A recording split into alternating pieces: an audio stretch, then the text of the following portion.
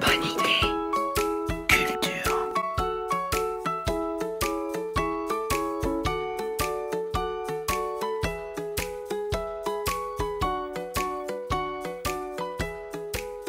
I didn't know, and now I'm on. One to now one, I'm not just one. On s'est dit, bah, peut-être c'est pas forcément sur un spectacle où il faut mettre toute l'énergie, mais peut-être sur des objets audiovisuels qui peuvent aboutir à quelque chose qui dépasse la situation de clôture de théâtre aujourd'hui. Et là, on a travaillé pour Insoutenables Langues Étreintes, on a travaillé avec les jeunes diplômés ou presque diplômés de l'ENSAV qui sont fusionnés avec nos équipes techniques ici. Et moi, j'étais extrêmement heureux de pouvoir ne fût-ce qu'observer comment normalement ces deux mondes qui sont opposés et qui se méfient l'un de l'autre, parce que le cinéma ou l'image c'est une chose, le théâtre vivant c'est une autre chose, et chacun joue un peu cette posture. On est conditionné comme dans une pièce de Marivaux où on n'arrive pas à dépasser les limites de ce type de conditionnement. Et là, d'un seul coup, tout ça s'est effacé. Pourquoi ? Parce qu'on avait quelque chose devant nous qui était beaucoup plus grand que chacun de nous séparément. Et là, c'était plus la question qui fait quoi. La question, c'est qui et à quel point peut contribuer pour que cette chose ait lieu, quelque part, dans l'imagination du spectateur, dans sa vision, dans nos rêves, pour sortir cet objet qui dépasse les limites des conditionnements. Le principe de la série, ce n'est pas démultiplier, on ne va pas faire une grue, un travelling et ainsi de suite, mais sur un format court, on peut se permettre par le montage d'avoir plusieurs champs, plusieurs cadres, qui en effet vous permet en un quart d'heure de rentrer dans un état d'esprit, dans une scène, dans un moment de la pièce, et bien entendu l'auteur, sans le vouloir, essaie de rythmer aussi son propos, son récit et la narration. Et dans la fiction, il y a tout compte fait des épisodes. Il y a des bascules, il y a des renversements, il y a des changements de décor qui font qu'on pouvait très bien séquencer la pièce qui durait 1h40. Donc, comme Galine en avait fait la traduction, il y avait quelque chose de très maîtrisé à lui, de connaître les rythmes. Et donc, on s'est aperçu que très rapidement, 6 fois 15 minutes marchait bien. Et nous, on a essayé de rassembler tous les éléments dont on dispose actuellement et faire avec, y compris les restrictions dedans, pour créer justement cet objet qui peut être peut-être même visionné sur son portable, même si je déteste l'idée profondément. Mais comme on s'adresse à une génération pour qui c'est pas un problème de regarder des choses sur un écran tellement petit, peut-être ça peut donner quelque chose d'intéressant. La bonne idée. Culture. Parce que ce qu'on est en train de vivre encore, on ne se rend pas tout à fait compte des dégâts et de l'épreuve qu'on traverse. Je pense qu'il y a des choses absolument terribles dedans, il y a des choses absolument magnifiques. Il ne faut pas passer à côté. Et je pense que ce type de tentatives peuvent raconter plutôt ça que de créer vraiment une forme qui peut... Je ne sais pas, moi je rêve de revenir au théâtre et d'avoir des gens autour de moi et qu'on puisse regarder des gens vivants qui jouent devant d'autres gens vivants. Et là, ça nous renvoie, ce type d'expérience nous renvoie à notre propre force de créer de la réalité. Ça, c'est énorme et on ne se rend pas compte de ça. Mais en fait, l'être humain, c'est une machine pour créer de la réalité. Après, comme on est, plupart parmi nous, inconscients de ça, on subit la réalité.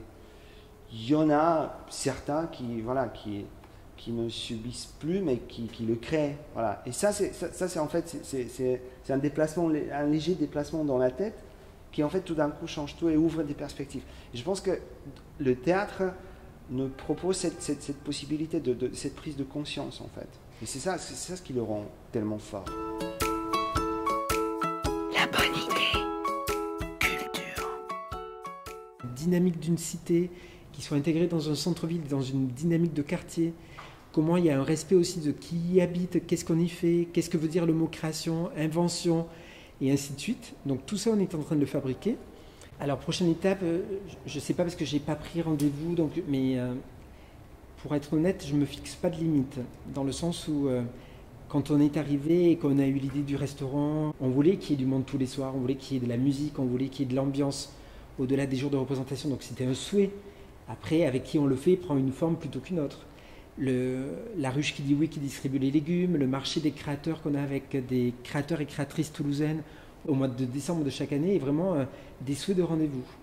Moi, ce que je souhaite, c'est que... Alors là, on est dans la période de confinement, donc c'est très particulier, mais je veux que le théâtre soit vu comme un lieu ouvert, peu importe ce qui s'y passe. Parce que si vous ne l'attribuez qu'à la fonction du spectacle vivant, ce qui est sa fonction initiale, ça se passe d'abord à l'intérieur, et ça se passe sur 200 soirs par an. Et il reste 165 soirs où potentiellement il peut être fait des choses. Alors, ça ne peut pas être tout le temps dans les salles, c'est pour ça qu'on a un hall, qu'on a des rues, mais il y a vraiment le souhait de démultiplier des occasions. Et donc, quand on me demande d'y faire une assemblée générale, quand on me demande d'y faire une conférence ou une présentation de quelque chose, moi je dis oui, parce que du moment que ça n'abîme pas, ou que ça ne fragilise pas, ou que ça n'empêche pas le spectacle vivant, je ne vois pas pourquoi sur les autres jours, je ne pourrais pas partager l'outil.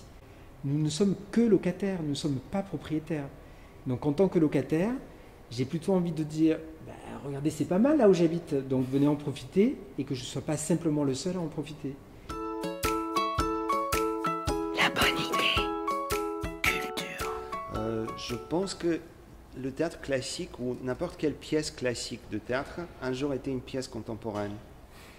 Et cette pièce contemporaine arrive même aujourd'hui à nous émouvoir, à nous toucher ou à nous dire quelque chose sur nous-mêmes, peu importe les siècles et les décennies et les années, le temps qui nous sépare de ce moment initial quand le texte est apparu.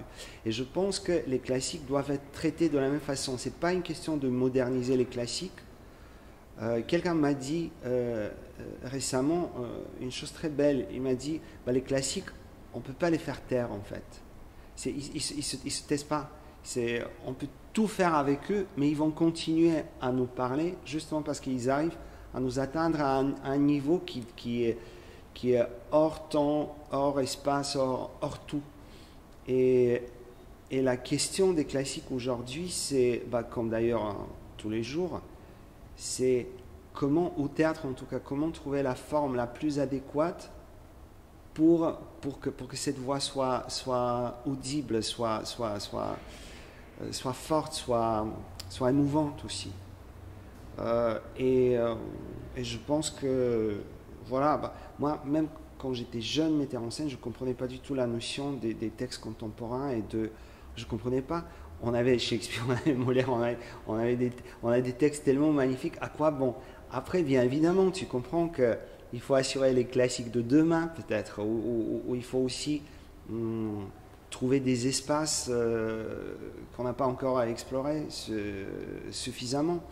Et ça, c'est très important, en fait, de nourrir la vie théâtrale avec des nouvelles écritures. Mais les classiques, ils vont être toujours là, je pense. Et ils vont nous surprendre, surtout dans des moments de bascule de ce qu'on vit aujourd'hui. Par exemple, je pense qu'il y a des classiques qui ont quoi dire par rapport à ce qu'on vit aujourd'hui. La bonne idée. Culture. Et je pense que jusqu'à ma retraite et bien au-delà, il y a un spectacle qui m'a traumatisé. Ça s'appelle les Hotna et j'étais seul avec un danseur dans une église qui n'a fait le spectacle que pour moi. Et à la sortie de cette expérience-là, j'ai cru que j'étais tombé amoureux. C'est-à-dire que l'histoire avait été tellement forte, la relation avait été tellement étonnante que j'ai cru qu'il m'avait amené à un endroit qui était celui de m'avoir volé le cœur, en fait, d'une certaine façon. Et ça m'a fait vraiment des échos à la relation amoureuse, qui n'était pas du tout sexuée, qui n'était pas du tout relationnelle ou quoi que ce soit, mais vraiment celle de se dire, c'est le coup de foudre. Et ce spectacle-là et cette puissance-là est resté vraiment, et j'en rougis encore aujourd'hui quand j'en parle, comme un moment vraiment de bascule, d'émotions intenses. Et ces émotions-là, elles sont tellement rares qu'elles s'imprègnent, qu'elles deviennent presque un tatouage, et qu'on va, au fur et à mesure après de son parcours de spectateur, essayer de la revivre, de la rechercher de différentes façons. Donc moi je l'ai trouvée et elle reste très ancrée et elle est passionnante pour recommencer en fait. Voilà. Wow. La bonne idée. Culture. Et j'appelle Galine dans l'après-midi, je lui dis je pense que j'ai une mauvaise idée. Mais je te la dis parce qu'elle me hante depuis ce matin. J'ai envie qu'on rembourse tous les spectacles, qu'on dise aux spectateurs qu'il n'y a plus de saison jusqu'au mois de juin et qu'on réinvente la convocation, qu'on réinvente la façon dont on invite les gens à venir voir des projets en janvier, en février, en mars, quand ça sera possible, et qu'on modifie totalement la grille tarifaire en faisant un abonnement illimité, comme je le vis, puisqu'on parle depuis tout à l'heure des plateformes, des séries et tout, comme je le vis depuis 2 mois, chez moi, obligé sur Netflix, où j'ai payé X euros par mois, mais je peux voir ce que je veux. Et il raccroche, enfin on va raccrocher, il me rappelle, il me dit mais en fait c'est pas une mauvaise idée, c'est une très bonne idée. On se lance et on s'est retrouvés le lundi et 3 jours après on avait tout écrit. Même si c'est pas parfait, la bonne idée c'est qu'elle se déploie, qu'elle s'invente, qu'elle s'ajuste, qu'elle se corrige, mais qu'elle résiste et qu'elle fasse des enfants. Et je crois que c'est ça une bonne idée. C'est pas qu'elle soit parfaite au début, c'est qu'elle se déploie, voilà. Et là, c'était une bonne idée. Merci Stéphane. Génial. Merci à vous. La bonne idée. Culture. La bonne idée.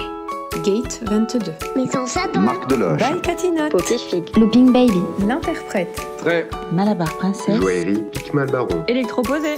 La boutique des vins. Santa Rosa. Neroli Coffee Society. Foodie. Département féminin. Mister Blue. Maison Stella et Suzy. Galerie Saint-Jacques. I'm not just one. It's not easy to be someone. We can be a lot of ones.